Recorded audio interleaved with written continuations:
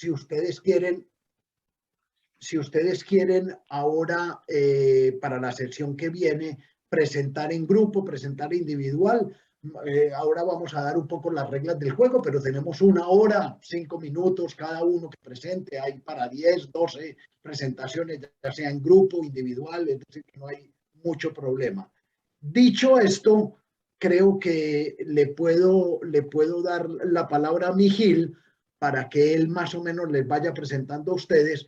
Mijil va a hablar en inglés. Si ustedes creen que es necesario, manden en el chat si ustedes tienen cosas fundamentales que necesiten traducir. De todas maneras, toda la presentación, la mía anterior, la de Mijil hoy y todas las conclusiones que saquemos, absolutamente todo se va a mandar en español a todos ustedes en PDF, todos los links, toda la bibliografía, todos los documentos, todo el acceso a las cosas. O sea que si hay cosas que queden, se puede traducir. Si no, le dejo la palabra a Mijil, que tiene muchas cosas interesantes y bien divertidas para mostrar. Mijil, the floor is yours. Go ahead. The floor is mine. Then I have to share my screen, I think. Let's see. Let's share my screen. Let's share my screen.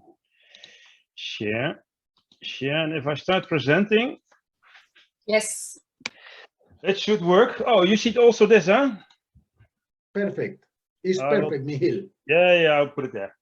Okay. So I'll talk a little bit about an example on nature-based solutions.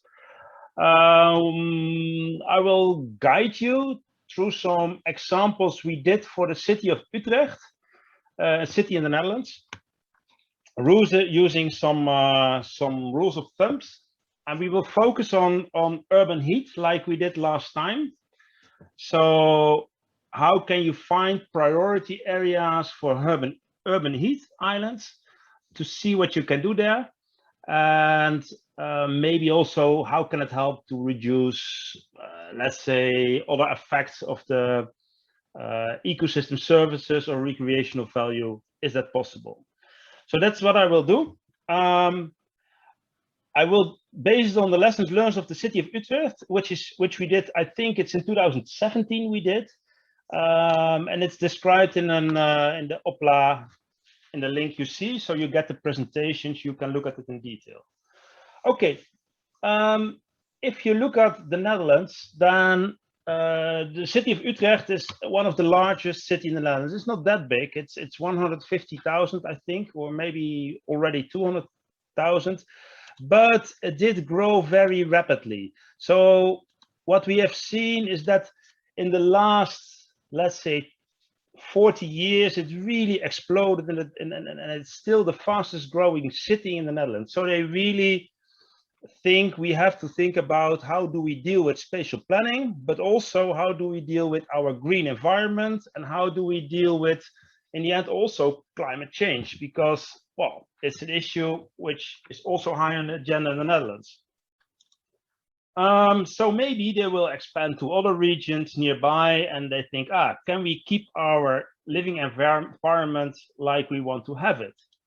I give some pictures for people not seeing the Netherlands so often. So if you look outside Utrecht, it's really an agricultural area with a lot of pastures, quite green, just some farms. There's not so much there.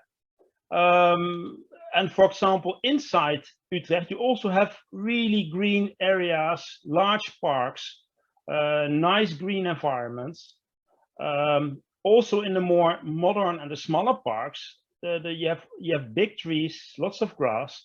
So in principle, it looks really great. Old fortresses, which are currently really overgrown and being nice nature areas nowadays. And also new areas, new built areas where they try to keep as much as possible as green environment, even old landscape parks, etc.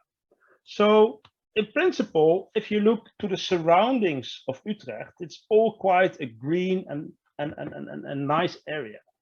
However, they checked what they need to do, and in fact, they checked the same as what we did in City Adapt. They said, well, in fact, why we need to work on is heat, drought, infiltration and flooding, and biodiversity. And based on that, they try to find areas, vulnerability, where are we most vulnerable and where can we prioritize. So that's really comparable what we like to do for San Salvador. Looking at more or less the same issue, you see that the surroundings of Utrecht, they had, so this is the heat, let's say the heat islands effect on a hot day. It's all in Dutch, but it's quite obvious. Huh? So you have the hot areas, you have the cooler areas, and you see that, in fact, the fringes of the city, they are quite cool, and you have really some hot spots where you find hot areas. And these hot areas are very often inside the city, the older, let's say, industrial areas, which has to be reformed, which have no green at all. So they are really hotspots of urban heat. For example, other hotspots of urban heat are, for example, the train station area, where they have megalomaniac buildings from the 60s mainly, where they thought it would be very nice to make everything in concrete, but there's no green, and this is really the hottest spots, even I think one of the hottest spots in the Netherlands. It's all concrete, everything is there. Other options are that they are already reforming. You have indeed in certain areas, you have the old, let's say, working areas, industrial areas where they trying to renew the city and trying to find better solutions. So there are options they want to work on to see to get things also cooler. So what did we do? We said, well, it's nice, but can we find some evidence that which areas are cooler and how much cooler are they? So we did an analysis for the city, and we tried to find how much does it make a difference if you change, for example, a certain class into other land use classes. So we looked at land use classes, and what you see is that for example, the hottest areas are, of course, well, we know that are the buildings, the squares, the flat roofs of all these industrial areas. And they can be up to 3 to 4 degrees hotter on average than, for example, the grasslands and the forest and the trees inside the city. This is all measured inside the city, so it's not outside the city. And you can already see that, for example, water is the coolest, which makes sense during daytime. But also that already roadsides have a lower temperature than the concrete, etc. So this is very nice. So that you know already that if you change, you can do something with land use and land use change inside the city to trying to decrease temperature. But of course, you need buildings in a city. So how can you deal with that? Second thing that we did is that, yeah, that's nice that we know that, but can we also relate it to other indicators? Huh? For example, can we relate it to well-known indicators from measuring from satellite images, for example? So we measured also the NDVI, the greenness. And we could clearly see that, that if it's green, for sure, a forest is green, but that also roadsides are a little bit more green, and buildings are having very low values of greenness. So based on this, you can say, well, inside the city, it doesn't matter so much what you're focusing on.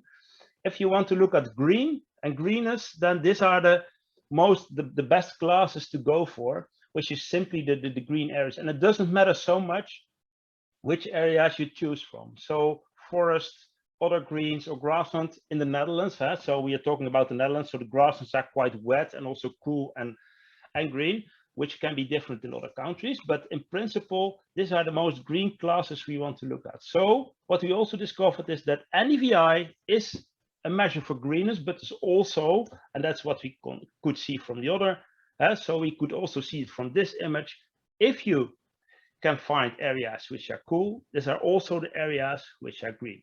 So you can use this kind of indicators to see, can you increase the NDVI, then you know you increase the greenness, and then you know you can finally increase your coolness into the city.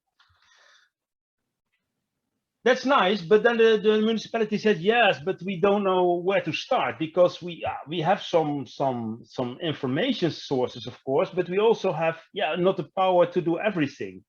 So what we have is, for example, they showed us a database which all municipalities, the trees of all municipalities, the trees within the municipality of Utrecht, which are 175,000 trees. And they said, well, these trees we manage. So these are all the trees in the cities we manage. And they simply have the coordinates of these cities. You can look them up. And I will not open it like now, but you get this application. And you get the tree species, and you get the crown coverage, you get the age, you get the management type. So they created a kind of database and said, well, this is how we manage our green environment, and mainly the grown up, so the higher green environment like the trees. If you zoom in, you can really see that yeah, there are trees everywhere, and they are maintained, and they say, well, maybe we can do something with it. So we said, yeah, well, let's look at this database and see what we can do. Because this is a nice database. It's not just NDVI, it's giving more information about ground coverage, for example, and how to deal with it. So what's also in the database is saying, well, every year we cut, let's say, some trees because they're becoming too old. And for example, we cut some in 2020, which we're currently doing. And then we have something for 2021, etc., etc. They create every year, they create a new list of trees which they want to cut, because they say, well, after some years, trees are becoming too big. So that's interesting. We said, well, but why are you cutting these trees, and why are they becoming too big, and why are you doing this in this area? Because maybe is it really needed?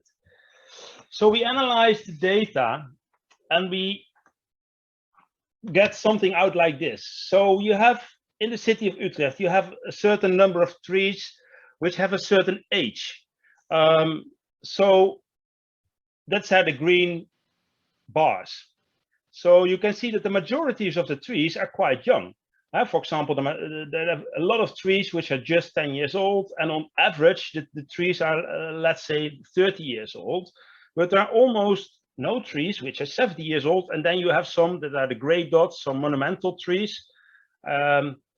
But they have a very clear policy. They say, yeah, after 50 years we cut the trees, because yeah, then they become too big, and yeah, too big is too dangerous for all the electricity lines which are in the ground in the Netherlands, and the water pipes and the sewer pipes. So we don't want that, so we cut them. And we said, but why after 50 years? Because you can clearly see, and that are the red dots, that if you let the tree grow, that the crown coverage and also the shade the tree is giving is increasing. So we said, well, we can easily say, well, we can create a kind of scenarios in which we, which is an easy nature-based solution, I would say, in which we say, yeah, well, if you do it like this, for example, on average, a tree is 30 years old. It has, on average, all trees in Utrecht has a crown coverage of 10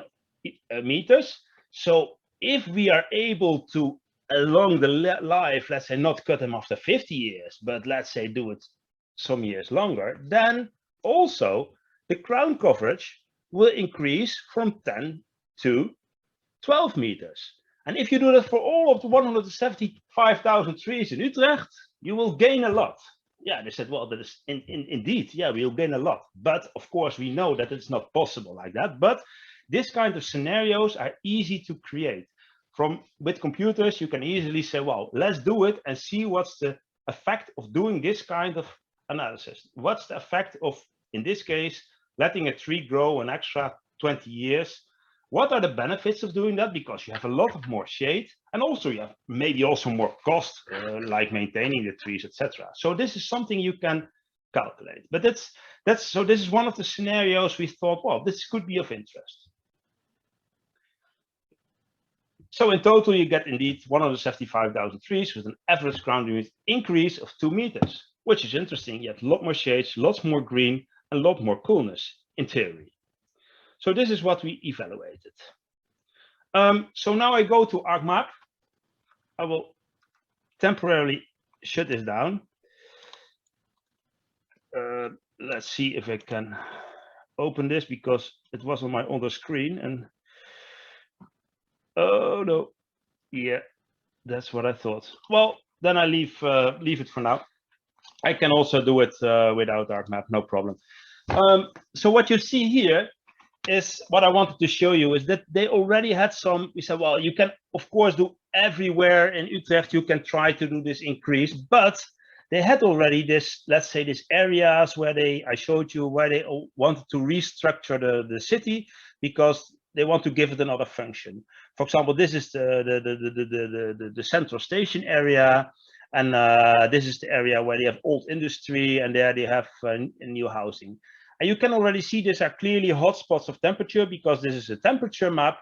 And this, we said, well, if you only do this measurements inside these areas, what will be the effect then? Then you're covering maybe 10 or 20% of the area of Utrecht, but there you want to take measures and there you want to do something else.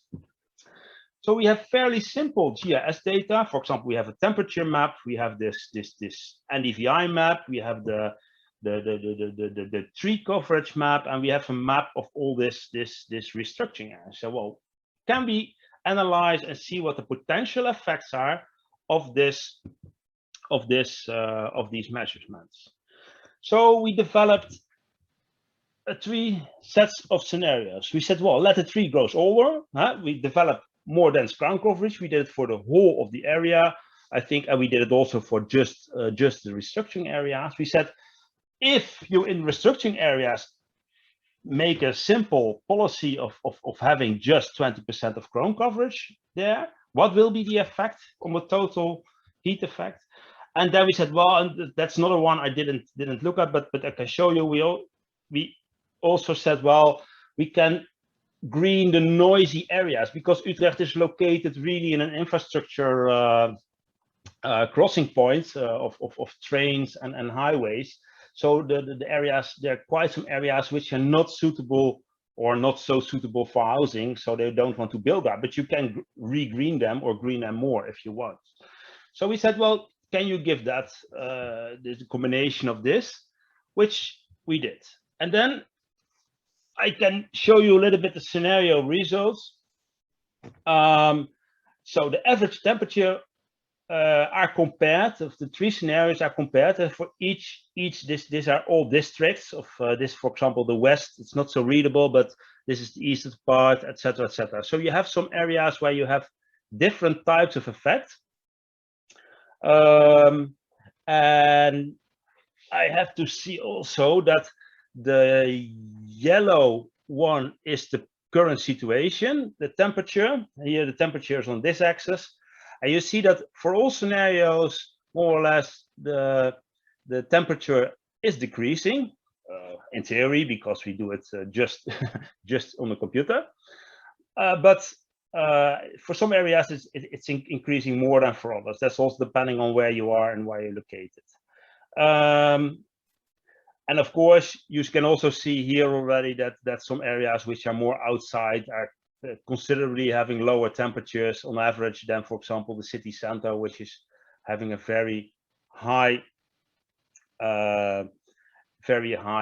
temperature.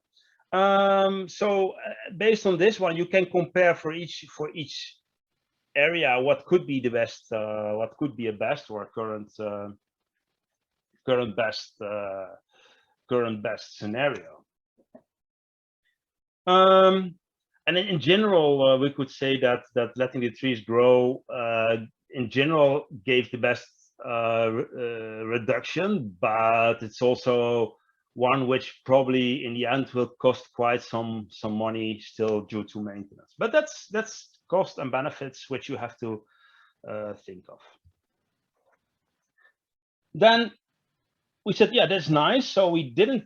We said, well, we have this focus of the scenarios are really focusing on heat reduction inside the city, but do they also have some other effects? Because it's very nice if you let the trees grow older, but then the biodiversity values of the trees also will increase, and maybe also the reduction for let's say noise and pollution. For example, if you have more green, then there could be an effect on the reduction of the small particles, for example, which is not so clear. So we tried to do that, but it was very difficult because And that's also not always then your effects you want to calculate are so clear that you say, well, this will be the best solution. If we this is the current situation in which you say, well, we have some filtering effect, and the red areas are the highest filtering effects of the vegetation type. You could see that we maybe increase the filtering capacity of the area, but we are really not sure. If you compare to say, yeah, the differences are quite limited. We could see there were some differences, but yeah, it's very difficult to say if this filtering effect for pollution is really doing something. And that, of course, then we thought, oh, let's also check it, but it's in accordance with what we see also from other studies in the world, because yeah, for example, reduction of PM 2.5, which is the very small particle, is very limited in green areas. We know it's working, but then you need very large green areas. For example, what we saw, this is from our study in China. Then they saw, well, if the size is smaller than 200 meters, which is really big, I would say, there's really big green areas already that are not the small green patches, then it's not working. So it really needs to have a substantial green area, then it will filter some space, but not if you have, let's say, let one tree grow a little bit bigger, 2 or 3 meters, then the effect will be completely vanished. And that effect, and so that we find that in literature back, and we also have another study saying it. So it's not always that you have the positive effect for heat reduction. We'll also have immediately the same effect for, let's say, noise or something else. For noise, it's doing nothing. It's just the visual green area, which is nice, but for example, it's not having any noise reduction. So this is also something you have to take into account, and also to be careful that you're not saying, it's good for everything. No, it isn't. You cannot say that. So you really have to see what your measure is doing and what you can say. So that's also clear. So based on this, what was the final result after the project? And I think I get some after the project. Utrecht made a new map with new areas, so not the restructuring areas, but new areas which were focusing on nature-based solution and climate change. And what you also can see, so this is also they made it available online. It's in the same GeoViewer. You can see that the majority of the areas which they selected, where they want to do new areas which you want to focus on nature-based solution, they want to do something with heat stress.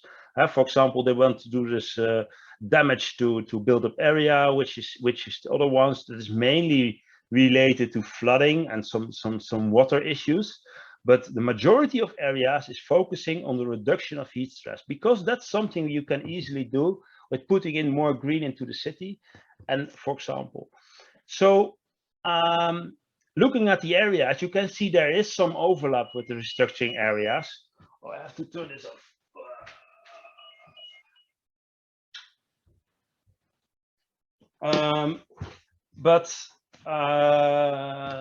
So there is some overlap with the restructuring areas, but it's not completely the same. For example, the restructuring areas of the are completely over here, and they just took a part of it which are really having problems with heat stress, where they want to take the measures. And also here you can see that they took the whole area. Oh, I have to turn this off.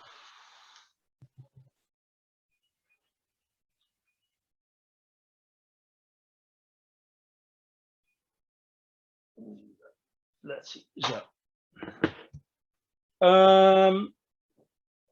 So yeah, that's an interesting issue. That also the policy in the policy measures from the city itself finally were able to create a new map. But what you see is that I think if we take the measures only in this parts of the city of Utrecht, I think it's 10% of the city. Well, they maybe will decrease the urban heat with 0.2, 0.3 degrees, and not with let's say the 1 degree they wanted, because it's a limited area and probably not enough. But it's a start, I would say. Let's be positive. These are areas where they definitely want to do something, and they are doing also something. I will give you some examples what they are working on. Not all of them are really the clear focus on nature-based solution, but sometimes they say, oh, that's a great idea, let's put it in again. This is the center area with a lot of concrete. What they have here is that there are all buildings. There's no tree at all. And formerly this was a channel. And what they did, they reopened the channel again and said, well, in fact, it's just a street. There's nothing there. Why not opening it? It's good for cooling down the climate locally. And it's also creating a much more nice environment for the shopping mall, which is also related quite next to the center. This was really an area where you say, okay, it really does help to do something there. If you look at it and you think about it, you think, okay, well, it doesn't look very green now, but at least they did something to regreen it. For example, the trees are small. If they really let them grow 100 years, then it will be great. And you have water there and you have some grassland there. Okay, it's a start. At least it's much better than having the other one. This is a very interesting one. What you're looking at, in fact, is a highway, because the highway is splitting Utrecht and the new neighborhood completely into two. I don't know if I click on it, it will work. Let's see, I hope so. If I click on it, I hope it will work. It will open, if correctly, yes, it will open Google Maps. I agree with Google Maps, of course. Then we are over here, and you can see that this is a new neighborhood, which is a growing neighborhood, and it's having underneath, there's a big tunnel area covering the area. So you can see they really created a tunnel which is crossing the city of Utrecht, and now they try to connect it with a park. In fact, there's now a new park instead of a highway. So it was a barrier, and now it becomes a nice green park, which is completely a different something for the people living there. So then you not only have a very good connection now between the city and the new Leidse Rijn area, but you also get rid of noise, you get a green environment, you don't get heat, etc. So this is a plus something. Where was I? Which was this one? I will start presenting again.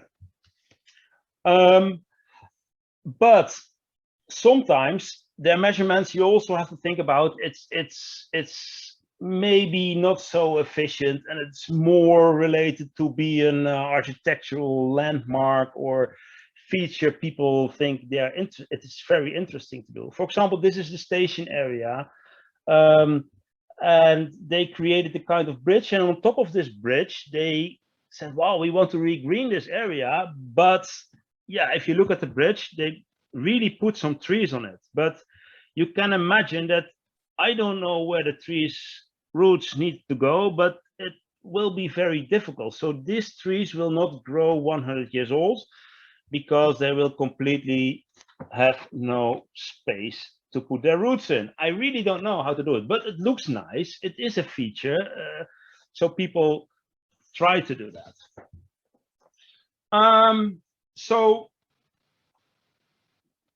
switching to San Salvador, I would say, if you look what the city of Utrecht did with prioritizing their search areas to take hotspots, let's say, to take nature-based solution, I think everything is there to do the same in the city of San Salvador. You have all the information. maybe you don't have a very detailed tree database, but that's also not necessary, because if you have NDVI or another indicator, greenness, you can do the same. So I was wondering, and I will stop my presentation after this, I was wondering how you think we can work with this kind of information you have to create a comparable, let's say, prioritization areas to take nature-based solutions to reduce heat stress. I will stop my presentation right now, and I hope that the nature-based solutions will not take over the city, but really will work together with it. Okay, Manuel. Ok.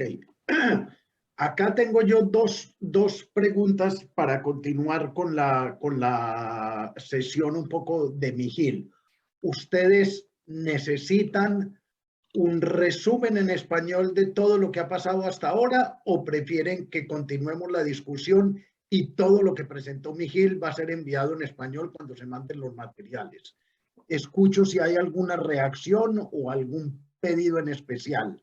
Si no, sería que vamos con Mijil a ver qué otras cosas podemos, y creo que ha sido bastante claro en el ejemplo que muestra Mijil de cómo con un mínimo de información o con un máximo de información se pueden hacer cosas supremamente útiles.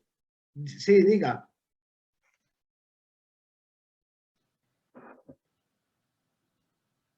¿Alguien levantó la mano? Sí, gracias por la Señora, amigo de hola, buenos días. Somos de la idea de que sí necesitamos en español el resumen y si es posible, pues en este momento, para no quedar un poco nulos, si se puede. Yeah, I think it's smart. Mijil, entonces voy a ir siguiendo un poco la presentación de Mijil. Un poco lo que Mijil, yo no voy a mostrar de nuevo, como les digo, la presentación la vamos a mandar todo en español. Un poco lo que quería Mijil mostrar era cómo, siguiendo las etapas en base a una demanda que tenía una ciudad como Utrecht, de cuáles eran las soluciones basadas en la naturaleza que se podían identificar, pero que correspondan un poco con el tipo de planificación, al igual que la OPAMS tiene este mapa de los tratamientos urbanísticos, pues Utrecht también lo tenía, como Mijil mostró, y entonces, ¿qué es lo que se podía hacer? Entonces, Mijil lo que mostró es, en base a que se sabe que la vegetación verde en las ciudades pueden disminuir con un 10% de incremento de esta vegetación, cada 10% puede disminuir 1 grado centígrado la temperatura y las olas de calor en la ciudad, pero además tiene los cobeneficios de que no solamente hace que sea más lindo, más atractivo el sitio, sino que también puede, en algunos casos, reducir la contaminación, agregar un valor recreacional y aún podría llegar a tener el servicio de capturar parte de la contaminación. Yo siempre he insistido, esto entre paréntesis, he insistido mucho en zonas como Santana y El Salvador, de que el potencial, por ejemplo, de los bosques y de la reforestación con bambú, con guadua, tiene un gran potencial porque en Colombia, por ejemplo, en las zonas donde se utiliza, se puede disminuir un 15% la contaminación, sobre todo del sector transporte, en particular las emisiones de CO2. Entonces era un poco este el principio. Ahora, la idea era de que Utrecht se ve confrontado, al igual que San Salvador, a problemas de olas de calor adentro de la ciudad, a aumentos de calor dentro de la ciudad, a problemas de sequía, a problemas de inundaciones, de infiltración, y obviamente que todo lo que rodea, al igual que el área del Arenal Montserrat, Utrecht también tiene un área bastante rica en biodiversidad. Entonces Mijil mostraba un poco que no es muy difícil de encontrar, al igual que para el área metropolitana de San Salvador, usando Google Maps o los datos de la NASA, uno puede encontrar dónde están las principales islas de calor para sobreponerla a las áreas donde se están pensando hacer tratamientos urbanísticos, a ver qué es lo que se podría hacer. mostró algo muy interesante que ustedes también pueden hacer, que es cómo, y que el proyecto City Adapt ha hecho con la universidad, algunos ejercicios de cómo con iTree, un programa que permite más o menos ver el potencial de lo que es los árboles y las zonas verdes dentro de la ciudad, y entonces cómo se puede identificar que según el cambio del uso del suelo o según el uso del suelo que se está haciendo adentro de la ciudad, usted puede disminuir de 3, 4, 5 grados la temperatura. Evidentemente, las áreas completamente pavimentadas con edificios tienen una temperatura de 4 a 5 grados más alta que las zonas donde no hay vegetación. Entonces, esto permitía empezar a preparar la ciudad para ir viendo eso. Pero además, no es el caso de El Salvador. En el caso de Utrecht, cada uno de los árboles que hay en la ciudad está registrada con un nombre, la edad, se sabe, es como una tarjeta de identidad de cada uno de los pobladores, se sabe cuál es el árbol. Pero también se sabe cuál es el mantenimiento que hay que hacer, porque los árboles se van volviendo viejos, crecen demasiado y era un problema, cosa que nos mencionó gente de Santa Tecla y de San Salvador cuando estuvimos de visita, cuando todavía se podía viajar, que había problemas de cuando los árboles crecen mucho, entonces hay problemas con el mantenimiento de las líneas eléctricas, etcétera, etcétera. Entonces hay algunos árboles que también puede permitir de identificar cuál es el mantenimiento y cuál es el área ideal, que es uno de los ejercicios que se hizo, cuál es el área ideal de la corona en función de la edad, en función de la edad del árbol.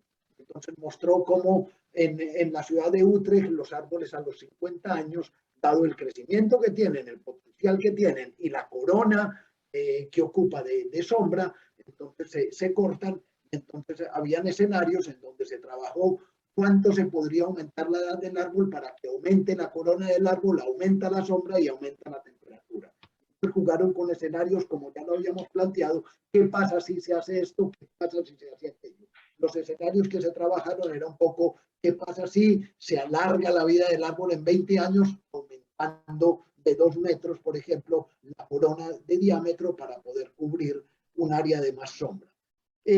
Una vez que se tenía toda esta información, entonces se empezó a ver en función de dónde estaban las islas de calor, cómo correspondían o no correspondían con estas áreas de renovación y de tratamientos urbanos, y entonces poder ver qué pasaba si se hacía un escenario de dejar que los árboles crezcan, otro escenario en donde qué pasa si se deja aumentar 20% o qué pasa si se hace un escenario en donde se utiliza esto de crecer, además de poner muros verdes.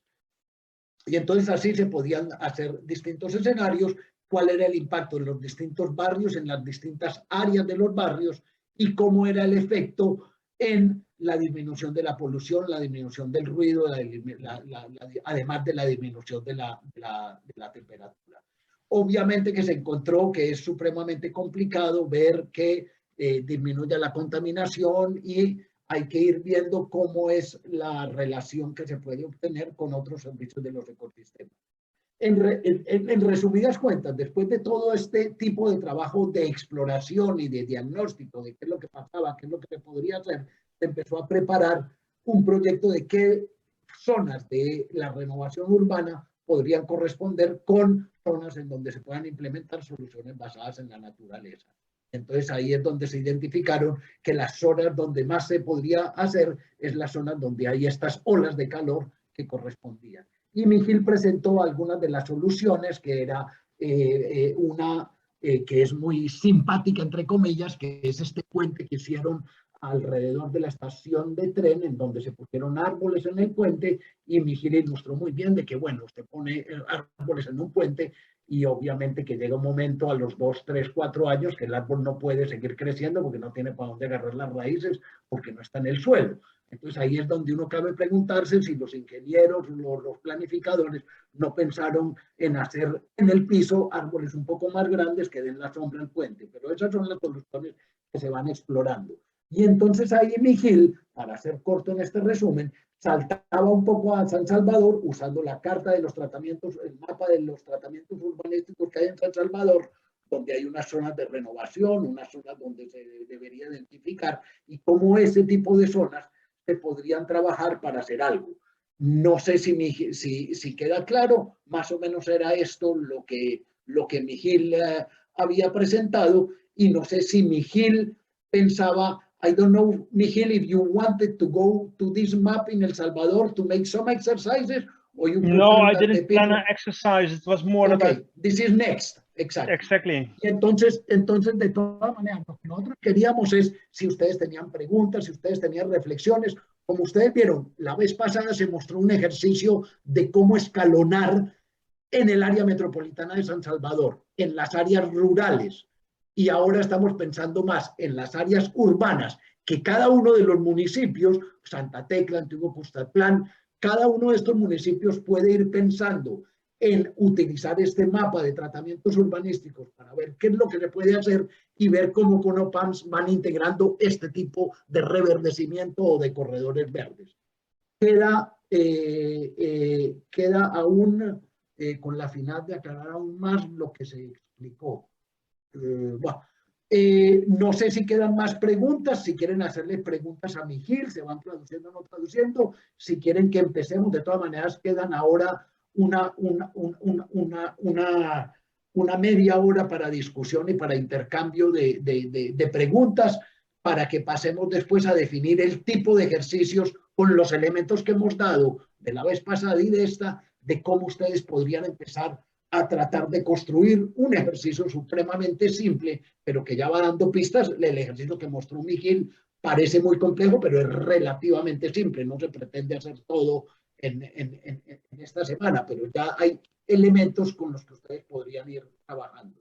O sea que si hay preguntas, si hay dudas, si hay reflexiones, si hay ideas de las cosas que se podrían hacer, sería buenísimo si ustedes tienen ideas de cómo se podría reforestar, el tipo de especies disponibles, como las cosas que hay que tener cuidado, no es solamente que crezcan hacia arriba los árboles, sino también lo que es, por ejemplo, acá muchos de los problemas es el problema con las raíces, de cómo levantan todo el pavimento, y el costo de manutención es supremamente alto, porque hay que rehacer todas las veredas y las calles con el pavimento, porque las raíces levantan todo. Entonces queda la palabra a que todos vayan reaccionando y ver cómo vamos avanzando en esto del escalonamiento, que como ustedes ven es poniéndolo en práctica y no solamente en teoría. Yo tengo como más que pregunta un comentario, Manuel. Mi nombre es María Paca de FIAE.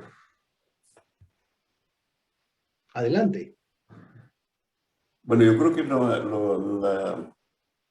toda la experiencia y toda la parte de la presentación que nos ha hecho Miguel nos da como elementos que para aprovechar, digamos, estas soluciones basadas en la naturaleza, es necesario una planificación integral, teniendo en cuenta cómo están los asentamientos, donde están las áreas que, digamos, de restaurar, cómo conducir esos afluentes que en el invierno son bastante fuertes, y lo que nosotros en estos momentos hacemos es solo canalizarlos para que salgan de la ciudad, pero pueden ser hasta reaprovechados para infiltrar, para hacer algún sistema de, si es posible, transporte acuático en la ciudad.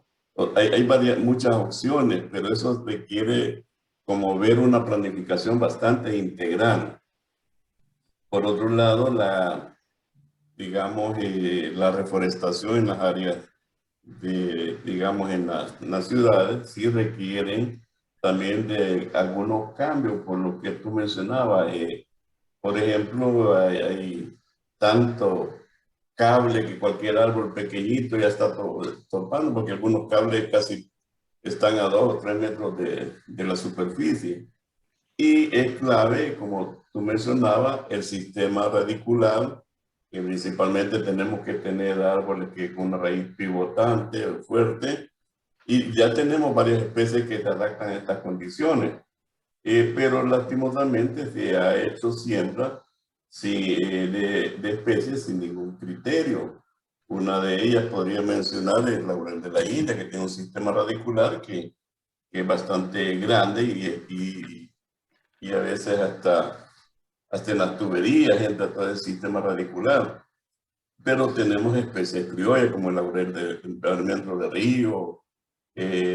Bueno, hoy estamos utilizando el cortés blanco, maquiligua, que sí tienen algunas adaptaciones. Entonces, es necesario que quizás para esta intervención y hacer cambios bastante sustanciales, bastante fuertes, sí se requiere una planificación tomando en cuenta de todos estos tópicos y así hacer un cambio, aprovechar de esa cantidad de agua que tenemos cada invierno, que anda entre los 1800, 2000, 2200 milímetros, y que en vez de generar un beneficio, pues nos genera bastante, en las ciudades principalmente nos genera bastante daño, pero sí requiere esa planificación hasta para aprovechar ese recurso de la lluvia y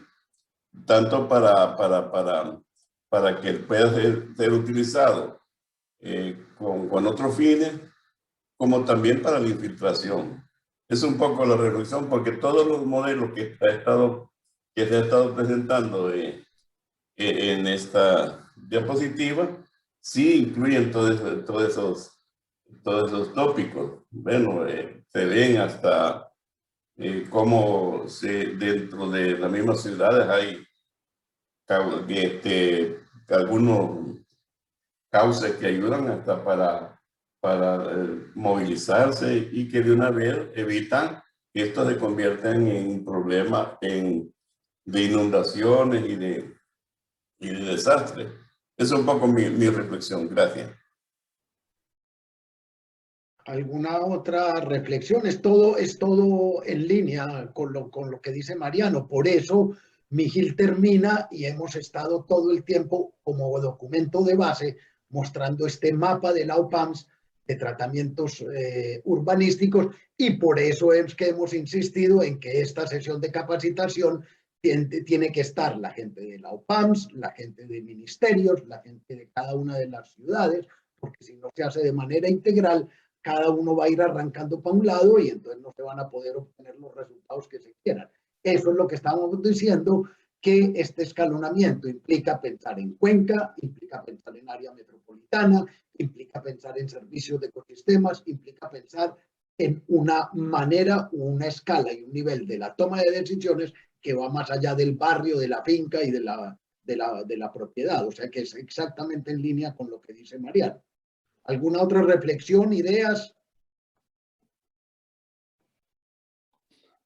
Sí, Manuel, yo quería, de parte de lo que estamos precisamente desarrollando en el proyecto, hay medidas, y como bien lo ha dicho Manuel, territoriales, dependiendo de la incidencia como la pretendamos hacer, y también hay medidas en el corto, mediano y en el largo plazo.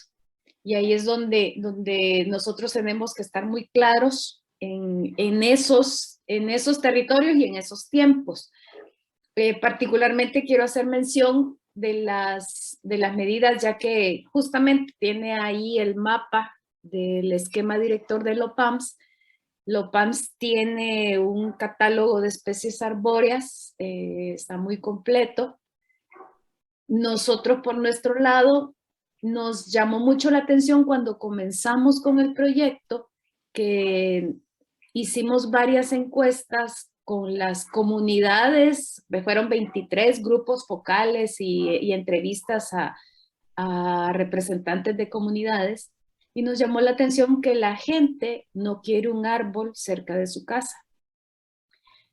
Y entonces, si en el proyecto teníamos contemplado a la hora de ver que la mejor tecnología es precisamente la reforestación, el arbolado urbano quedaba eliminado. Y es parte de lo que el señor Pacas estaba mencionando, los errores que se han tenido en la reforestación urbana, porque consideramos, así como ese ejemplo que puso Mijil de los árboles en el puente aéreo, al final lo estamos ahorcando al pobre arbolito, ¿no? Entonces igual ponemos un super árbol, pero privan las líneas eléctricas y vamos a ver árboles que están todos cortados a la mitad para dejarles el paso a la línea eléctrica.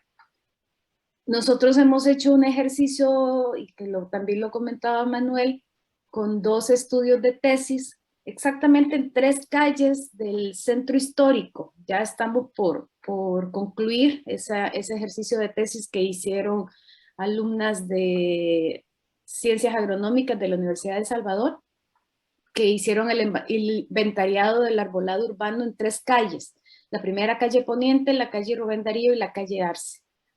Y han sacado exactamente las condiciones en las que se encuentra y llegan hasta, con base a la experiencia, aquí ya no estamos hablando de propuestas teóricas, sino que con lo que hay, las recomendaciones y los espacios que nosotros podríamos dar para arbolado urbano. Entonces, esa es la parte que sí estaríamos nosotros aportando, y lo que está diciendo de lo de los ríos y todo, pues es exactamente las medidas que se deben de ir pensando, pero eso ya también escapa del ámbito local, sino que ya esa es una política a nivel nacional, que en algún momento tenemos que llegar a esa discusión. Gracias, Manu. Ingrid tiene la mano levantada. Hola, buenos días a todos. Pues muchas gracias por estos espacios de intercambio, ¿verdad? Solo comentar brevemente que, como bien lo decía Leila, desde la UPAM se ha generado este catálogo para la selección de especies arbóreas que considere los árboles más adecuados según el espacio donde se van a propiciar o a incentivar ese tipo de revegetación. Por otro lado, también comentarles que contamos con la guía técnica para el diseño de sistemas urbanos de drenaje sostenible, que esta pues en conjunto con trabajo desde el Ministerio de Obras Públicas, Ministerio de Medio Ambiente, se estuvo elaborando con apoyos financieros del BID, y que recoge básicamente pues todas las necesidades que se tienen en el tema de manejo y gestión de la escorrentía, ¿verdad? Con un enfoque en infraestructura verde como tal y como pues lo mencionaron la vez anterior.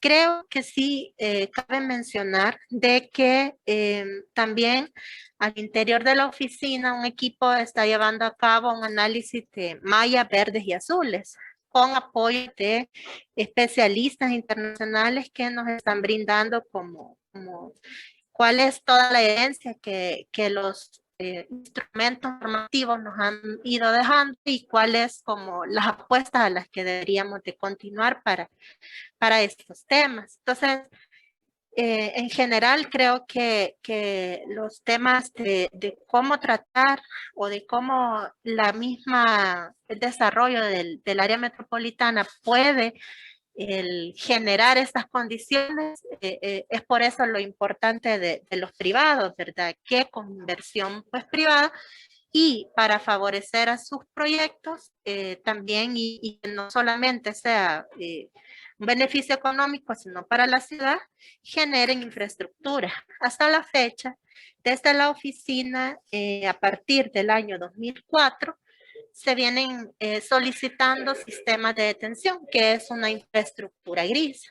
Pero a partir de la guía técnica que fue elaborada en 2019, que fue lanzada pues más o menos a inicios del 2020, también dentro de los trámites que se otorgan, es que se les deja la oportunidad a los profesionales actualmente de manera voluntaria, es que puedan aplicar estos sistemas que ya son multienfoque, que ya no únicamente van al tema de escorrentía, sino que ya traen pues todos estos beneficios asociados también a las soluciones basadas, ¿verdad?, en la naturaleza.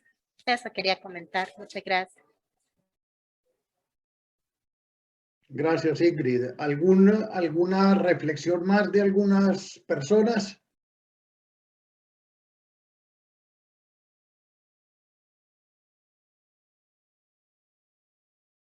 porque lo interesante de esto, y que tanto Mariano como Leila lo dijo, como Ingrid lo dijo, acá nos vamos dando cuenta del valor en realidad de pensar de una manera distinta, no solamente que es a distintos niveles de decisión y escalas de los recursos, sino que es también integrando distintos tipos de soluciones. Hasta ahora, como muchos lo han visto, siempre se pensaba en el problema de inundación, entonces tenemos una solución gris, que es entubar el río, llevarse el agua hacia afuera y se terminó.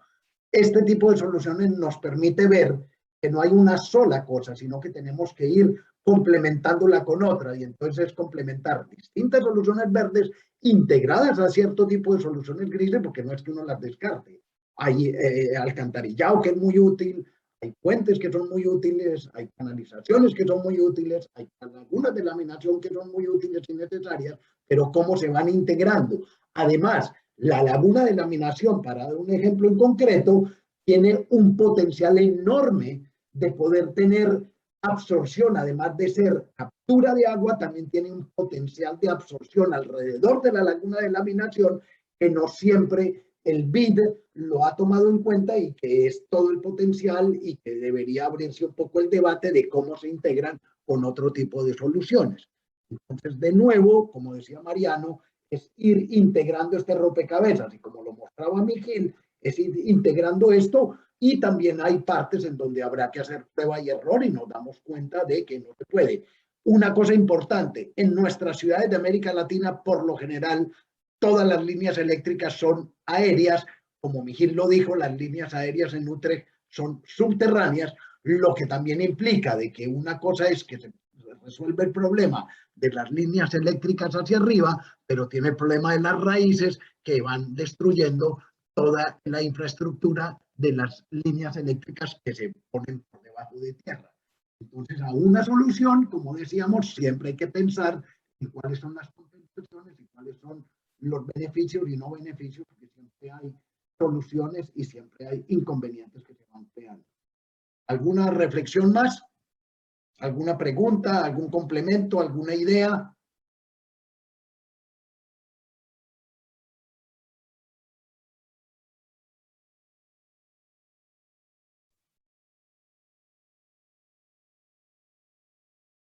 De todas maneras, para continuar un poco con la sesión de hoy, esto no se termina por acá, sino que, como les habíamos dicho, ahora teníamos que podemos empezar a pensar. Déjenme, yo comparto mi pantalla para que tengamos los elementos necesarios disponibles. ¿Dónde está mi pantalla? Acá está mi pantalla. ¿Ven mi pantalla? Espero que sí. Entonces, ahora sería pasar, porque digamos que la vez pasada yo hablé mucho, esta vez Miguel habló mucho, y ustedes empezaron a poder hablar y a despertarse un poco y a perder la timidez, porque esto no hay ningún problema. Y la próxima vez serán ustedes los únicos que van a hablar, que van a presentar y que van a poder discutir, y nosotros haremos las preguntas. Entonces, ¿qué es este tal ejercicio que estamos pretendiendo que ustedes puedan elaborar? Con ideas de lo que hay de la OPAMS, con ideas de lo que hay en cada municipio, con ideas de lo... No importa.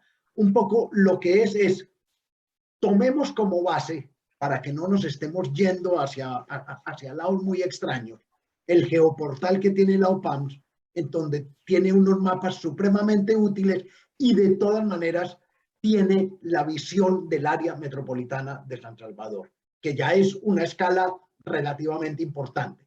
Esto no implica que porque estemos pensando en el área metropolitana de San Salvador, uno no tenga la idea de que hay cuencas, de que hay ríos, de que hay territorios, de que hay paisajes que pueden ir por fuera de este área metropolitana y que tenemos que tomar en cuenta. Pero tomemos en cuenta como límite este área metropolitana de San Salvador. Dicho esto, tomemos en cuenta algo como este mapa de tratamientos urbanísticos o otros mapas que están en el geoportal, que ustedes pueden utilizar como fondo de pantalla, entre comillas, de este ejercicio que se quiere hacer. Pero, ¿qué es lo que se pretende con este ejercicio que les estamos planteando a ustedes? Es de que, en el caso de Miguel, que presentó hoy, él presentó los riesgos en una ciudad como Utrecht, también están en el área metropolitana de San Salvador, y yo lo presenté la vez pasada. ¿Cuáles son los riesgos a los que ustedes quieren hacer frente. De pronto ustedes pensarán todos o pensarán incendios, olas de calor, olas de sequía, olas de inundación, ustedes verán qué. Y entonces hacer de manera muy simple o más elaborada un croquis en donde, o un mapa simple en donde ustedes puedan ubicar este tipo de riesgos. Pero además, teniendo este tipo de riesgos y teniendo indicaciones como son en Santa Tecla, en Antiguo Cuscatlán, en San Salvador, en Nejapa, porque ustedes tienen deslaves o tienen, ustedes pueden hacer un croquis de áreas prioritarias. ¿Cuáles son esas áreas prioritarias? Las áreas prioritarias pueden ser las que dice la OPAMS, que son tratamientos urbanísticos, o las áreas prioritarias pueden ser donde hay mucha población en riesgo, donde hay mucha densidad de población, donde hay muchas infraestructuras expuestas o donde hay realmente las quebradas entubadas, y sabemos, porque ustedes tienen la experiencia, que cada año que hay este tipo de lluvias, como las del año pasado, de Amanda y Cristóbal, siempre se inundan. Entonces, en Colonia Málaga, Colonia Ibu, etcétera, etcétera, ustedes lo conocen mejor. Entonces, croquis donde están los riesgos, croquis donde están las áreas prioritarias, y un mapa simple de cuál es la relación de las causas y consecuencias y cuáles son los efectos. Es decir, como habíamos visto, hay deforestación río arriba, inundación río abajo, o hay sequía río arriba y hay inundación río abajo, o hay cierto tipo de manejo del agua río arriba y la inundación río abajo. El área metropolitana de San Salvador, usted tiene un mapa, creo que en la página de la OPAMS está también un inventario de todos los fenómenos y todos los eventos naturales y desastres que se han encontrado o que han sucedido en los 10 años. Eso les permite a ustedes también empezar. Entonces, esto sería lo primero, que es los riesgos, el por qué, el cómo y qué es lo que sucede. Sencillo, ustedes reflexionarán, ojalá en grupo, si no individual, ya se verá cómo se hace. Ahora, una vez que yo tengo estos riesgos, tengo todo este tipo de problemas, sería supremamente útil, cosa que ustedes de pronto ya han hecho, que identifiquen algunas soluciones basadas en la naturaleza. Pero no solamente hay que localizarlas en dónde podrían ser útiles, sino que también hay que identificar, si necesario, otro tipo de soluciones, como se da en el número 4, de infraestructuras grises que ya existen. Ahora, una vez que yo tengo el tipo de riesgos, el tipo de población, infraestructuras vulnerables, soluciones basadas en la naturaleza que son prioritarias, yo necesito saber cuáles son los actores y las instituciones claves a estar involucradas. Muchas veces es solamente las municipalidades, otras veces, como dijo Leila, la gente en las comunidades no les interesa tener árboles. La gente en el campo, cuando estuvimos con Leila visitando, la gente no quería tener árboles frutales porque le toca poner a alguien a vigilar porque vienen a robarse los aguacates, los mangos y todo lo que plantan, y entonces no quieren tener más problemas. Entonces, identificar los actores, las instituciones claves involucradas. Y también muy importante, porque estamos trabajando, y ya todo el mundo lo ha dicho, estamos trabajando en el área metropolitana de San Salvador, en tratamientos urbanísticos, hay cierto tipo de reglas, cuáles son o si es que existe un marco regulatorio legal. Por ejemplo, si yo voy a plantar árboles, yo puedo plantar lo que quiera, puedo hacer lo que quiera, o existe unas reglas de juego o algo. Entonces, esto también es bastante importante. Una vez que yo identifico las soluciones basadas en la naturaleza, ver cuáles son los actores y cuál es el marco regulatorio. Como lo dije, una vez que yo identifico las soluciones basadas en la naturaleza, pensar un poco es que hay otras infraestructuras que ya están. Hay canalizaciones, hay puentes, hay entubado, hay que desentubar, no desentubar. Y un croquis como para mostrar lo que ya se dijo, dónde están los riesgos, dónde están mis soluciones, dónde están estas otras, dónde está una corta lista de lo que serían las complementarias. No siempre yo puedo hacer una sola solución, como mostró Mijil. Yo puedo sembrar los árboles, pero de pronto necesito muros vegetales. Yo puedo sembrar árboles, pero de pronto necesito desentubar los ríos para poder hacer un complemento a estas soluciones.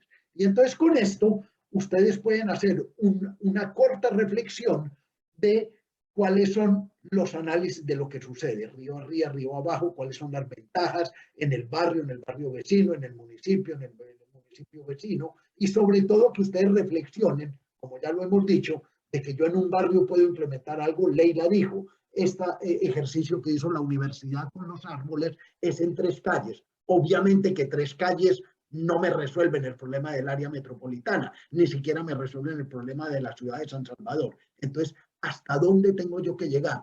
Con cálculos muy simples, como lo mostramos. Si yo necesito en una finca, yo sé que necesito tantos metros lineales de zanjas de infiltración para poder capturar, entonces, ¿cuántas fincas en la cuenca? ¿Cuántas fincas en el área metropolitana? Es decir, cálculos simples, pero solamente y sobre todo para promover la discusión y que vayamos avanzando. Y otra de las conclusiones es un croquis de las áreas metropolitanas para implementar y escalonar este tipo de soluciones, obviamente que sería muy interesante, y concluir, si ustedes tienen la idea, de una especie de capacidades técnicas y recursos económicos que serían necesarias para este portafolio de opciones. Les digo esto de las soluciones, de los recursos económicos y capacidades técnicas, porque dentro de las conclusiones en la próxima sesión, va a ser todos ustedes todo el tiempo que quieran, pero van a haber 10 minutos de conclusiones en donde vamos a ver que lo que siempre decimos que no, es que no hay dinero, no hay capacidades, no siempre es verdad, y muchas veces haciendo alianzas público-privadas, integrando a los actores, integrando al sector privado, se pueden encontrar las soluciones para este tipo de problemas. Muchas veces los privados son los primeros que van a tener interés en poder hacer un proyecto en donde se economiza el agua y la gente que compra puede resolver el problema de la factura de agua, que es muy cara porque tienen techos que capturan agua, por ejemplo. Ese tipo de cosas. Ahora, ¿cuál es el formato o lo que se está pensando? Ya, como les dije, grupo o individual, ustedes verán 3, 2, 5, no más de 7 diapositivas, de manera que realmente se puedan presentar en una especie de PowerPoint las reflexiones que ustedes tienen en unos 5 minutos. Ahora, teniendo una hora, hora y cuarto, tenemos para 10, 12, 13, 15 presentaciones. Ojalá que hayan 10, ojalá que hayan 15. No creo que hayan 35 y que cada uno quiera hacer una presentación individual. También sería muy bueno que se puedan hacer presentaciones en grupo. APA que está en grupo que lo presente, de pronto OPAMS está en grupo y entonces presente, o algunas individuales, o Funtasal presenta, y entonces sería eso un poco lo ideal. Y entonces esto sería de manera que podamos hacer esta presentación, estas presentaciones en la tercera sesión, en donde, como les dije, va a haber presentación de resultados, que puede ser 50, 60 minutos, una discusión sobre qué implica y que podamos reflexionar con OPAMS, con los municipios, de cómo esto se podría poner en práctica y unas pequeñas conclusiones, sobre todo en cuanto a lo que es las condiciones legales, las condiciones que facilitan influir en estas políticas públicas y cuáles serían eventualmente algunas pistas de fuentes de financiamiento para poder ir avanzando.